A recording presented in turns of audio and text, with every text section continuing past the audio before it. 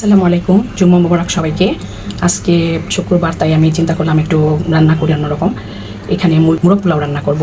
আমি মুরগির মাংসটা আগে সব কিছু দিয়ে মাখিয়ে তারপরে তেলে ভেজে নেব। এই যে এখানে টক দই দিয়ে দিয়েছি। এখন আস্তে আস্তে উপকরণগুলি সব কিছু আমি দিয়ে দিব। দিয়ে দিচ্ছি পরিমাণ মতো আদা, দারচিনি, লবঙ্গ, এলাচ, পেঁয়াজ বাটা, আদা রসুন পেস্ট। যেহেতু আমি আদা রসুন একসাথে পেস্ট করি, এনে আলাদা আলাদা যারা বাটে আলাদা আলাদা দেওয়া যায়, আমি একসাথেই পেস্ট করেছি। দিয়ে দিচ্ছি মরিচের গুঁড়া, ধনিয়ার গুঁড়া আর জিরার গুঁড়া, এই তিনটা উপকরণ দিয়ে দিচ্ছি। এখন হাতে সুন্দর করে মেখে আমি একবারে তেলে বসিয়ে দিব। একটু জাফরান রং দিয়ে দিব, এই যে অল্প একটু, এটা কালার বেশি হয়ে যায়। আমি প্যানে তেল দিয়ে দিয়েছি, এখন মাংসটা পুরো দিয়ে দিব, আস্তে আস্তে দিয়ে দিচ্ছি।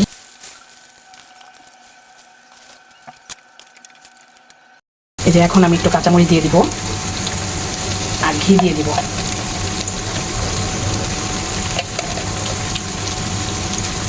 একটু গোলমরিচের গুঁড়াও দিয়ে দিব, দিয়ে দিলাম।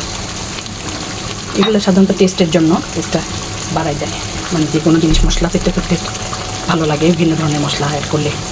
পোলাওর জন্য আমি পোলাওটা যে বসাবো, এখন এখানে তেল দিয়ে নিয়েছি। এখন এই যে গরম মশলাটা দিয়ে দিচ্ছি। এখানে এলাচ, তেজপাতা আর দারচিনি আছে, লং দিয়ে দিয়েছি। এখন আমি পোলাও চালটা দিয়ে দিব। চাউলটা আমি নিয়ে নিয়েছি, চাষির চাউল নিয়ে নিয়েছি। চালটা দেওয়া দিয়ে ভাজা ভাজা করে নিব।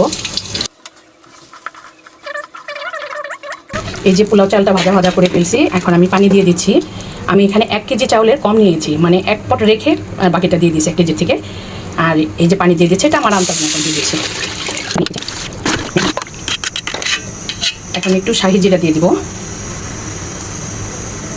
এই যে বাদামটা ব্লেন্ড করে রেখেছি, বাদামটা দিয়ে দিচ্ছি। বাদামটা এখানে আমি কাজু বাদাম আর ওই যে আলমন্ড যেটা, কাঠবাদাম যেটা, সেটা দিয়ে দিয়েছি। গরুর দুধ আমি ব্যবহার করতেছি, এটা পাউডার দুধও দেওয়া যায়। আমি গরুর দুধ আমার বাসায় ছিল, একদম বেশি সরালা, এটা দিয়ে দিচ্ছি। এখন আমি এটার ভিতরে মাংসটা যে রান্না করেছিলাম, তেল ঘি দিয়েছিলাম যে মাংসর, সেটা দিয়ে দিচ্ছি।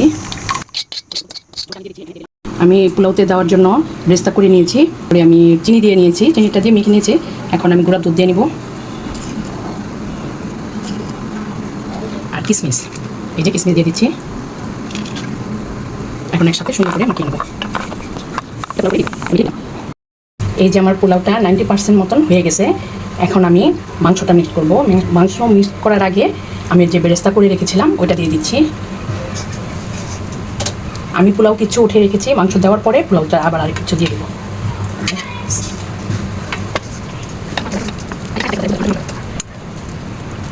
আরেকটু বেরেস্তা আমি দিয়ে দিচ্ছি মাংসের উপরে, পোলাওটা দিয়ে দিচ্ছি।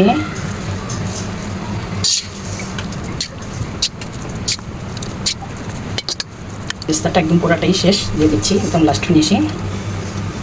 এখন ঘি দিয়ে দিচ্ছি।